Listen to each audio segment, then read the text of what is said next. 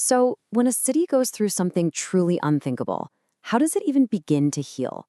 Today, we're going to dive into the story of ArtAID. It's an incredible, historic answer to that very question. A story about how one artist's vision became this extraordinary individual accomplishment, creating a touchstone of remembrance for millions of people in New York City right after 9/11. All right, so here's how we're going to break it down. First, we'll look at a city that was in desperate need of some kind of healing. Then, we'll see how a single artist stepped up. We're going to explore the incredible sanctuaries that literally rose from the rubble, see how that amazing grassroots legacy was saved, and finally, check in on how that mission of service is still going strong today. It's a huge question, right? But it's really the heart of this whole story. When a tragedy is so massive, so overwhelming, where do people even go for comfort? How do you process something that feels absolutely unimaginable? To really get the impact of ArtAID, you have to transport yourself back to New York City in the days and weeks right after September 11th, 2001. The entire city, really the entire country, was just in a state of shock.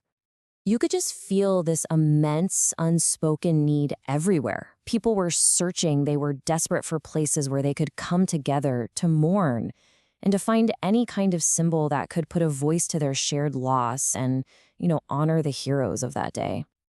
And right into that void, into that profound need, stepped one person, an artist who saw what was happening and just knew he had to do something. And this is where our story really zooms in on Keith DeCesare. Now, this wasn't new territory for him. He already had this background in photo activism, this history of using art to shake things up, to reveal truths. So when 9/11 happened, he took that same impulse and aimed it directly at healing. And just like that, ArtAID was born. And this is key. It wasn't a business. It was a nonprofit. The mission was crystal clear and so powerful. Art in service of humanity. This was never about making money. It was about putting art to work for a community that was hurting badly. So how did this mission find its voice? Well, it wasn't with some big, fancy declaration. It started with a single piece of art, an image that spoke directly to the city's raw gratitude and pain. I mean, you can't overstate the impact of this one image. The firefighter's angel was suddenly everywhere. And by giving it away for free, ArtAID completely bypassed the usual channels. It created this direct, powerful grassroots connection with people, honoring the city's bravest and finest, and giving families a real, tangible piece of comfort. It was a totally historic way of communicating. But this whole mission, it wasn't just going to stay on paper. It grew organically from a single shared image into actual physical sanctuaries, places that would completely change the landscape of the city's grief. And this was just an unbelievable effort. While the official plans were still being figured out, ArtAID was already there, on the ground, taking care of the city's memory in real time. They literally installed and maintained the very first memorials at Ground Zero, turning these public areas into sacred spaces for everyone. And this part is just genius because it shows how down-to-earth this project was. They didn't build a monument on a hill. They brought the memorial to the people, right into the city's veins, the subway. It made remembrance a part of daily life. It was this act of what you could call radical hospitality for anyone who was grieving. Just think about that for a second. This wasn't some static, cold monument. People could leave their own testimonials, their own messages. It became this living, breathing document of loss and love and incredible resilience. It was a space where the invisible pain of thousands was suddenly made powerfully visible for all to see and share. ArtAID also had this amazing instinct for the powerful symbols that just emerged from the wreckage. They saw the Ground Zero cross and knew its power, and they used it in their art, not just as a religious thing, but as this universal symbol of hope, of faith, and of the unbreakable spirit of the recovery workers down there.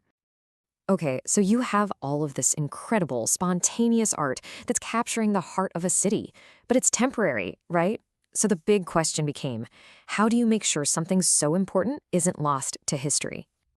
Well, the answer is that the impact was just too huge to ignore.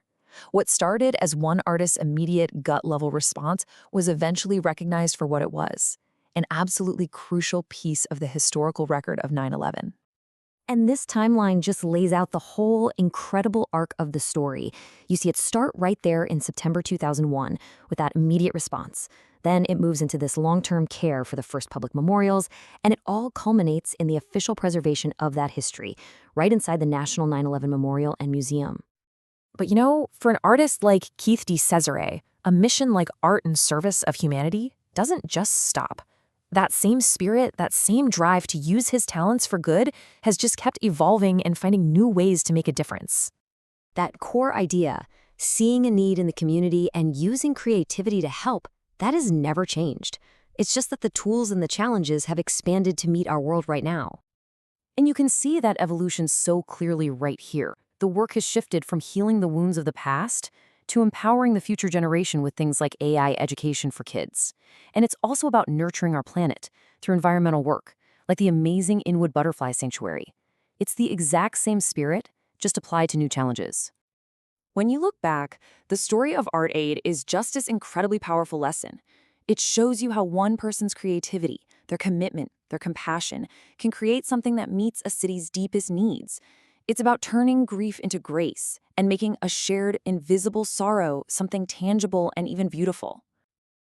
So we're left with this thought, aren't we? The story of ArtAID is just this profound reminder that even when things seem their darkest, a single act of creation, of service, a single act of defiance against despair can ripple out and help an entire community not just to remember, but to actually truly begin to heal.